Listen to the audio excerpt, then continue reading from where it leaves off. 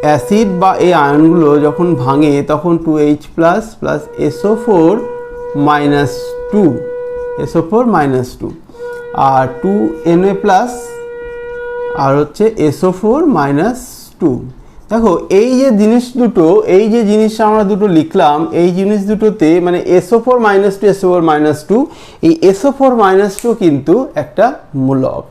এই মূলকের মধ্যে দুই প্রকার পরমাণু আছে, সালফার এবং অক্সিজেন, যদিও তারা সংখ্যায় একটা আছে, একটা চারটে আছে, সংখ্যা যাই হোক না কেন, যাই হোক আছে আর কি। তা এটাকে তো আমরা অ্যানায়ন তো বলবোই, মাইনাস আছে, মাইনাস 1 2 3 যাই থাক না কেন আমরা অ্যানায়ন বলবো, কিন্তু এটা অ্যানায়নটা যেন একটু অন্যরকম, অর্থাৎ এর মধ্যে দুটো পরমাণু, দুই প্রকার পরমাণু আছে, তাহলে একে কি বলবো আমরা? এর নাম হচ্ছে, এই অ্যানায়নগুলোকে বলা হয় কি? মূলক। এই অ্যানায়নগুলোকে বলা হয় মূলক, ইংরেজিতে বলা হয় রেডিক্যাল। এবার এই মূলক কি করে তৈরি হয়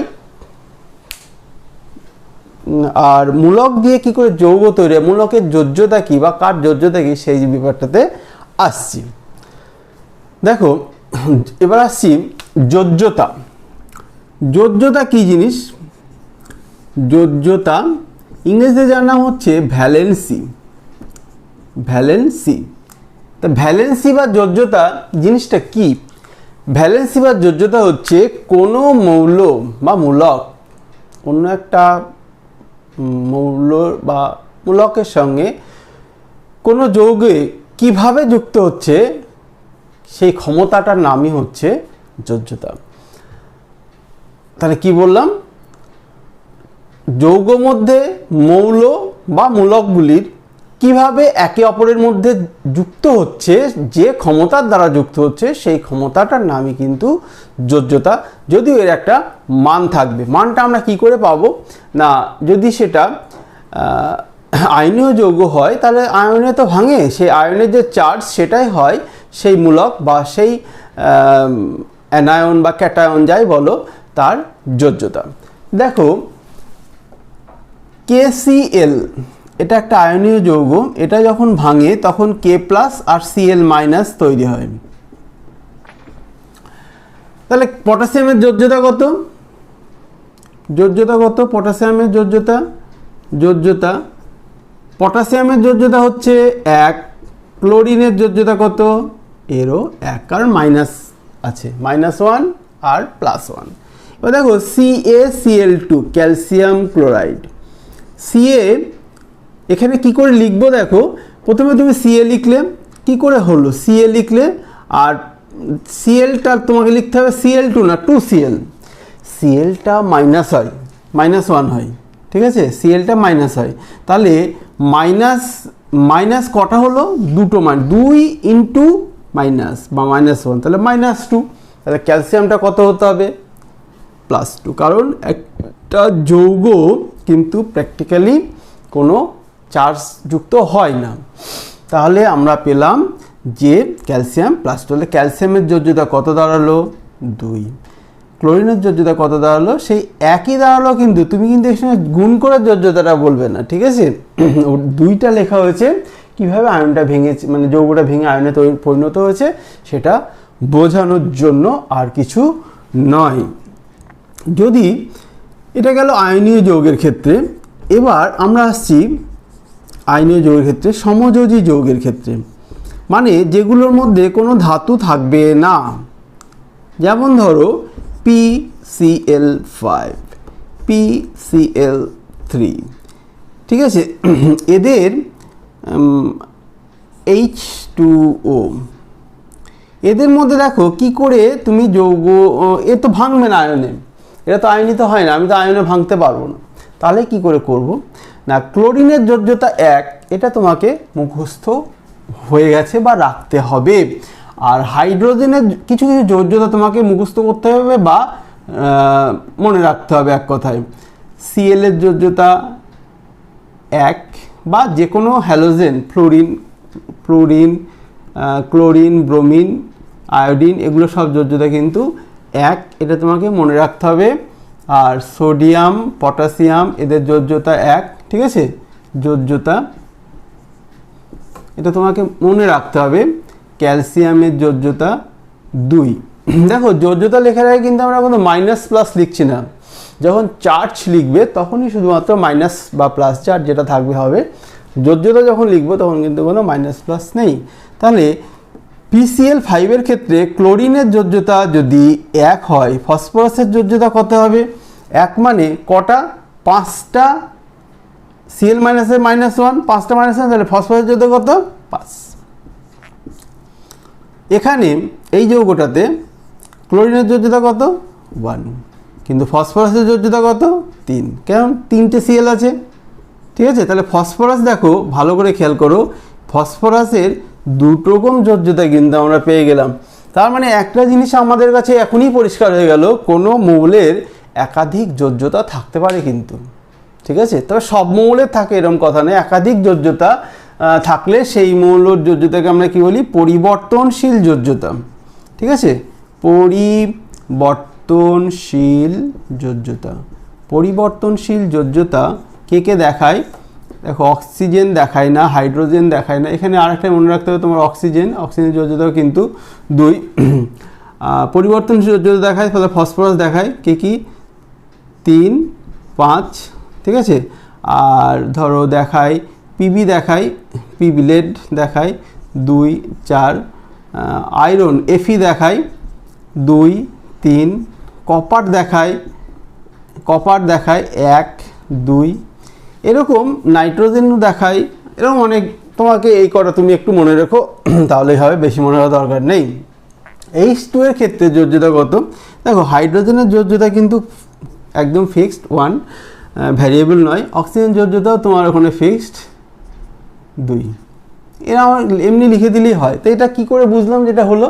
কারণ দেখো হাইড্রোজেন 1 × 2, তাহলে 2 হলো, আর অক্সিজেন 2, তাহলে 2, 2 ঠিকই আছে, একটা প্লাস একটা মাইনাস, মানে যদি আমরা চার্জ দিয়ে হিসাব করি তাহলে কিন্তু সেটা যৌগটা চার্জ 0 হয়ে যাচ্ছে। তাহলে ওকে, ইটস ওকে, কোনো প্রবলেম আমাদের থাকলো না।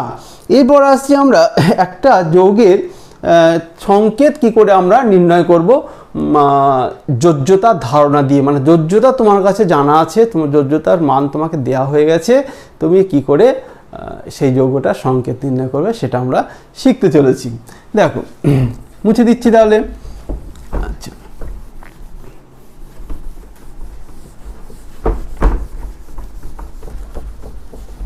দেখো এবার আমরা ধরো তুমি বলো,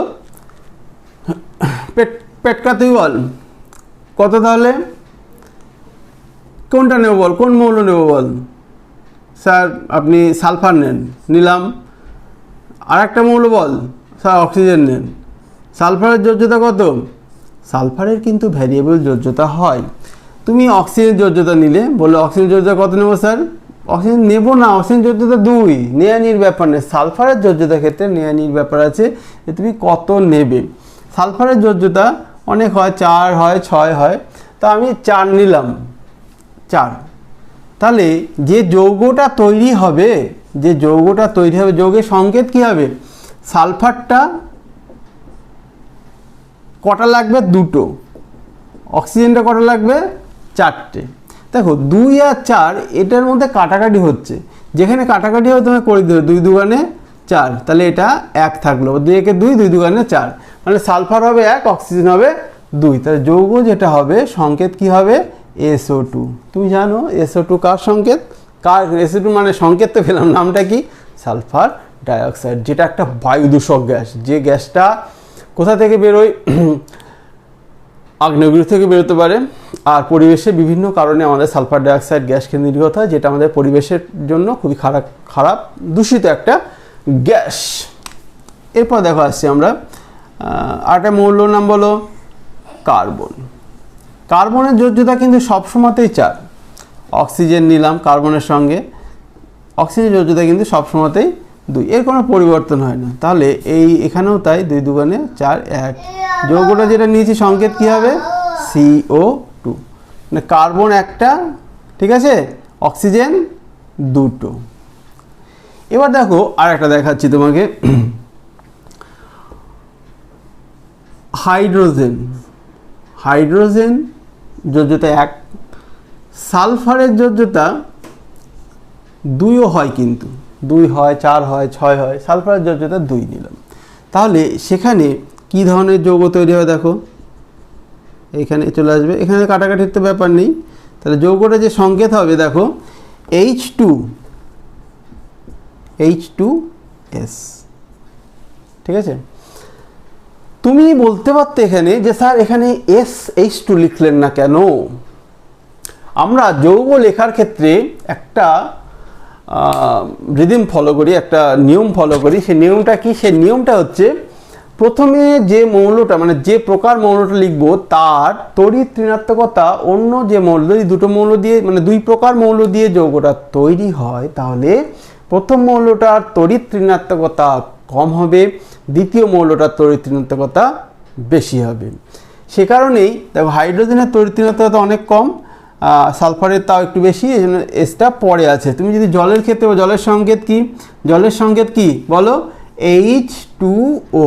কেন OH2 না কেন? কারণ হাইড্রোজেনের তড়িৎ ঋণাত্মকতা কম, অক্সিজেনের অনেক বেশি। জলের সংকেত তাহলে OH2 বলে তর্ক বাঁধাবে না স্যারের সঙ্গে বা বন্ধুদের সঙ্গে, এর নিয়মেই কিন্তু H2O বলা হয়েছে। ব্যাস ক্লিয়ার কি করে যৌগের সংকেত লিখতে হয়। এবার আমরা একটা সংকেতে আসি, যে সংকেতটাতে তোমার মূলক আছে। ধরো অ্যামোনিয়াম NH4 একটা মূলক, NH4 এর যোজ্যতা 1 তোমাকে বলা আছে। আর ধরো SO4 সালফেট, আমরা কিন্তু এর আগে সালফেট যোজ্যতা বের করেছি, সালফেটের যোজ্যতা কিন্তু কত? 2। তাহলে এই দুটো মিলে যখন যৌগ তৈরি হবে, যৌগটার সংকেত কী হবে বলো তো? কী সংকেত হবে যৌগটার সংকেত হবে, আমি নিচে লিখছি দেখো, যৌগটার সংকেত হবে NH4। NH4 কটা লাগবে? 2টো। NH4কে যেহেতু 2 প্রকার পরমাণু আছে, এটাকে ব্র্যাকেটে দিয়ে দেবে, দিয়ে এখানে 2 লিখবে নিচে, ঠিক আছে। আর SO4 একটা আছে, তাই SO4কে আর ব্র্যাকেটের মধ্যে রাখার দরকার নেই, শুধু SO4 লিখলেই হবে। NH4 2 টাইমস, একে নাম বলবে কি করে? বলবে NH4 2 টাইমস বা NH4 টুয়াইস। তাহলে নামটা বলছি NH4 2 টাইমস SO4 বা NH4 টুয়াইস SO4। ব্যাস এভাবে কিন্তু তুমি এটাকে ব্যাখ্যা করবে। ওকে, কোনো যৌগের ধরো সংকেত দেওয়া আছে, সেখান থেকে যৌগের আয়নগুলো কি তৈরি হয় সেটা নির্ণয় করে, এবং যৌগটা যে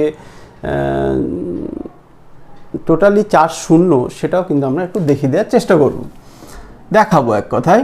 দেখো আমরা একটা যৌগ নিলাম CaCl2 calcium chloride. Calcium chloride থেকে তোমাকে আমি একটু আগেও দেখিয়েছি, আবার দেখাচ্ছি। দেখো কীভাবে লিখবে, ক্যালসিয়াম লিখবে, Cl লিখবে +2 Cl, 2 এর পর একটা কমা দিয়ে Cl লিখবে, ঠিক আছে। দুটো Cl লিখলে Clটা মাইনাস হয়, তাহলে ক্যালসিয়ামটা করতে হবে +2 হবে। তাহলে দেখো, তাহলে আমরা কি পেলাম? এখানে +2 আর এখানে 2 × -1 -2, তাহলে দুটো যোগ করলে কত হয়? 0 হয়। তাহলে যোগফল 0, অর্থাৎ আদান কিন্তু যোগের 0 হবে। এখন নামকরণের ক্ষেত্রে দেখো PCl3 PCl5, যদি কোনো মূলক একটা থাকে তাহলে কিছু বলা হয় না, মূলক দুটো হলে ডাই, তিনটে হলে ট্রাই, চারটে হলে টেট্রা বলা হয়, ঠিক আছে। মূলকের সংখ্যা যদি একটা থাকে, মূলক একটা হলে কিছু বলা হয় না, বা মোনো বলা যেতে পারে, মোনো। আর মূলক একটা হলে, মূলক সংখ্যা 1 হলে আমরা বলতে পারি মোনো। মূলক যদি দুটো থাকে তাহলে আমরা বলবো ডাই, মূলক তিনটে থাকলে আমরা বলবো ট্রাই, মূলক চারটে থাকলে আমরা বলবো টেট্রা, ঠিক আছে। তা এখানে আমরা দেখো 5টা থাকলে বলবো, 5টা জানলেই হবে, 5টা থাকলে বলবো পেন্টা, মূলকের সংখ্যা। তা মূলক এখানে 3টে আছে, তাহলে কি হবে? ট্রাই। আগে কি আছে? ফসফরাস, বি মানে ফসফরাস। তার নাম কি হবে? এর নাম হবে ফসফরাস ট্রাইক্লোরাইড, ফসফরাস ট্রাইক্লোরাইড। এটার নাম কি হবে? Phosphorus pentachloride. 5টা আছে পেন্টাক্লোরাইড। এবার দেখো আমরা CuCl এই দুটো যৌগের নাম দেখলে, আর একটা দেখছি CuCl2, তাহলে নাম কি হবে? তাহলে কপার, তাহলে এটার নাম হওয়া উচিত এটার মতো করেই, কপার ক্লোরাইড বা কপার মনোক্লোরাইড, আর এটা কপার ডাইক্লোরাইড।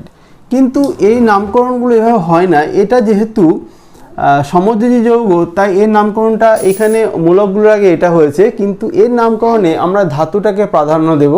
মানে যে ধাতুর ক্ষেত্রে যদি পরিবর্তনশীল যোজ্যতা থাকে সেক্ষেত্রে আমরা দেখব যে এই যোজ্যতা আছে, পরিবর্তনশীল যোজ্যতা 1 যদি হয় কপারের ক্ষেত্রে তাহলে তাকে বলা হয় কিউপ্রাস। তাহলে এটার নাম হচ্ছে কিউপ্রাস ক্লোরাইড। ক্লোরিন একটা থাকুক দুটো থাকুক ওটা কিন্তু তোমার দেখা হবে না। আর এটাকে বলা হবে কিউপ্রিক ক্লোরাইড। কিন্তু দেখো এখানে দুটো ক্লোরিন আছে কিন্তু এখানে কিন্তু ডাইক্লোরাইড বলা হলো না। আবার দেখো FeCl2 FeCl3, ঠিক আছে, FeCl3 প্রথমটার ক্ষেত্রে তাহলে আয়রন, Fe মানে আয়রন ডাইক্লোরাইড বলা উচিত না, বলা তো হবে না, একটু আগেই বলেছি। আয়রনের ক্ষেত্রে দুটো যোজ্যতা 2 আর 3, একটাকে বলা হয় ফেরাস 2কে, আর 3কে বলা হচ্ছে ফেরিক। তাহলে প্রথমটা হবে ফেরাস ক্লোরাইড,